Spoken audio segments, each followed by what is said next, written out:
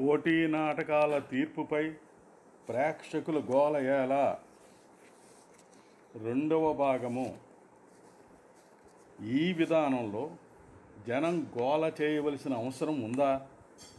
నాటకం వాళ్ళే సరిపెట్టుకుని ఉన్నప్పుడు జనానికి అడగవలసిన పనే ఉంది.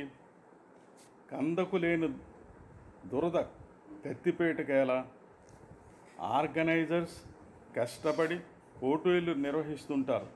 థియేటర్ అద్దె, లైటింగ్కి, సౌండ్ సిస్టమ్కు, కుర్చీలకు మొదలగు ఖర్చులు చేయాలి, అరేంజ్ చేయాలి, పబ్లిసిటీ చేసుకోవాలి, ఆహ్వాన పత్రికలు పంపాలి, నాటక సంస్థలు రావడానికి వెళ్ళడానికి, టిఫిన్లు భోజనాలకు ఉండటానికి వసతులు ఏర్పాటు చేయాలి, ప్రదర్శనలకు పారితోషికాలు ఇవ్వాలి, మొమెంటోకు ఆర్డర్స్ పెట్టాలి, తగిన టైంకి ఏర్పాటు చేసుకోవాలి, అతిథులను ఆహ్వానించాలి, సభలు నిర్వహించాలి, జడ్జీలను ఆహ్వానించాలి, అతిథి మర్యాదలు చూడాలి.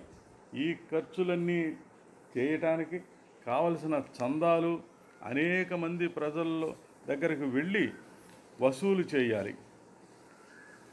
కొన్ని కష్టాలతో పాటు నష్టాలు వస్తే ఆర్గనైజర్సే భరించాలి.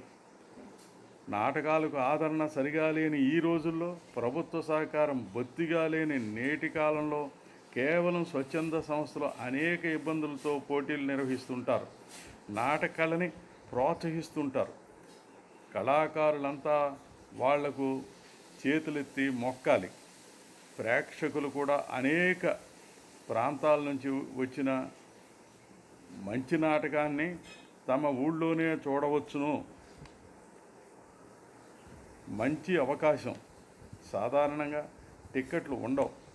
వాళ్ళు ఇష్టం వచ్చినప్పుడు వచ్చి, ఇష్టం లేనప్పుడు వెళ్ళిపోవచ్చును. వాళ్ళు తీరిగ్గా ఉంటే రావచ్చును, లేకపోతే మానుకోవచ్చును. ప్రేక్షకుల పని సుఖం. నాటకాలు తీర్పు సమయంలో కొన్ని చోట్ల ప్రేక్షకులు అన్యాయం జరిగిందని గోల చేస్తుంటారు. ఇలా చేయటం సబబేనా? జడ్జీలు ఒక నిర్ణీత స్థలంలో నాటకం బాగా కనిపించే విధంగా కూర్చుని మార్కులు వేసుకుని చివరిలో తక్కిన జడ్జీలతో చర్చించి తీర్పు ఇస్తారు. ప్రేక్షకులు అన్ని నాటకాలు చూడకపోవచ్చును. సరైన స్థలంలో రోజు కూర్చున్నాకపోవచ్చును. విమర్శనా దృష్టితో చూడకపోవచ్చును. ప్రేక్షకుల మధ్యలో కూర్చోవటం వల్ల అనేక డిస్టర్బెన్సెస్ ఉండవచ్చును. ప్రేక్షకులను ఆహ్వానించటం కేవలం చూసి ఆనందించటానికే కానీ తీర్పుల్లో తలదూర్చమని కాదు కదా. ఆర్గనైజర్స్ పని మొత్తం కార్యక్రమాన్ని నిర్వహించటం. రక్షకులు వాళ్ళు. జడ్జీల పని తీర్పు ఇవ్వడం. పరీక్షకులు. ప్రేక్షకుని పని వీక్షించడం. వీక్షకులు. ఇలా ఎవరి పని వాళ్ళకుంది. జడ్జిమెంట్ అన్యాయమని కొందరు ప్రేక్షకులు గొడవ చేస్తే దానివల్ల ఇతర ప్రేక్షకులకు ఇబ్బంది కలుగుతుంది. నాటకాలను ప్రేమించి వచ్చిన ప్రేక్షకులు ఇంట్రెస్ట్ దెబ్బతింటుంది. భార్యాబిడ్డలతో వచ్చిన వారికి అసౌకర్యం కలుగుతుంది. నాటకాదరణ అంతంత మాత్రంగా ఉన్న నేటి కాలంలో పైగా ఇటువంటి సంఘటన వల్ల నిరుత్సాహపడి మళ్ళీ థియేటర్కి రావటం మానుకోవచ్చును. ఆర్గనైజర్స్కి అన్ని పనులతో ఆడిటోరియం కంట్రోల్ తలనొప్పి తెచ్చిపెడుతుంది.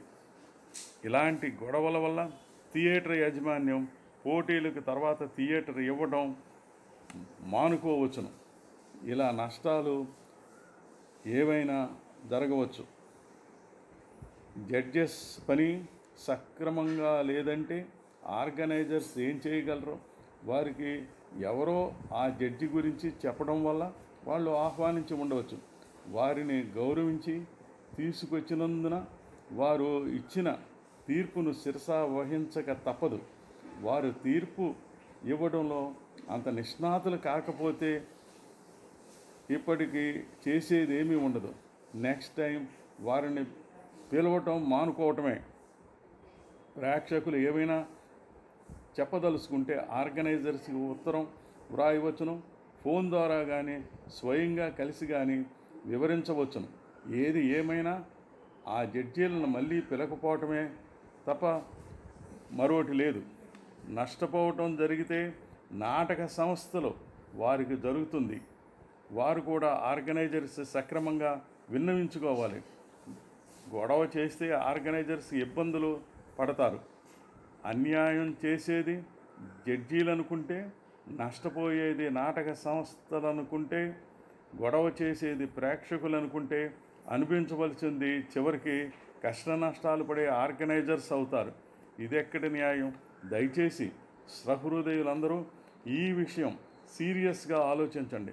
ప్రేక్షకుల కోసమే అంత శ్రమతో ఆర్గనైజర్స్ పోటీ నాటకాలు ఏర్పాటు చేస్తే దానికి ప్రతిఫలం గొడవలు చేయటం తగునా?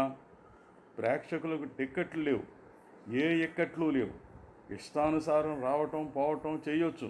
ప్రేక్షకులు లేకుండా నాటక ప్రదర్శన లేదని ఆహ్వానిస్తారు. గొడవ చేసే ప్రేక్షకులను ఆహ్వానించటం అనర్హులను అందలం ఎక్కించినట్టే అవుతుందా? కనకపు సింహాసనం మీద సునకమును కూర్చోబెట్టినట్లు అవుతుందేమో. నటుడు నవ్వితే ప్రేక్షకుడు నవ్వుతాడని, నటుడు ఏడిస్తే ప్రేక్షకుడు ఏడుస్తాడని, నటుడు కోప్పడితే ప్రేక్షకుడు కోప్పడతాడని, నటుడు భయపడితే ప్రేక్షకుడు భయపడతాడని, ఏకకాలం నటుడు ప్రేక్షకుడు హృదయాలు ఒకేలా స్పందిస్తాయని, నటుడు కళా నైపుణ్యాన్ని ప్రేక్షకుడు చప్పట్లు కొట్టి మెచ్చుకుంటాడని, ఆ చప్పట్లే గొప్ప బహుమానాలుగా నటుడు ఆశిస్తుంటే ప్రేక్షకుల గోల ఏల? ప్రేక్షకుడు సహృదయుడిగా రసజ్ఞుడిగా ఉండలేడా? భరతముని నాట్యశాస్త్రంలో ఉత్తమ ప్రేక్షకుడు లక్షణం ఇలా పేర్కొన్నాడు: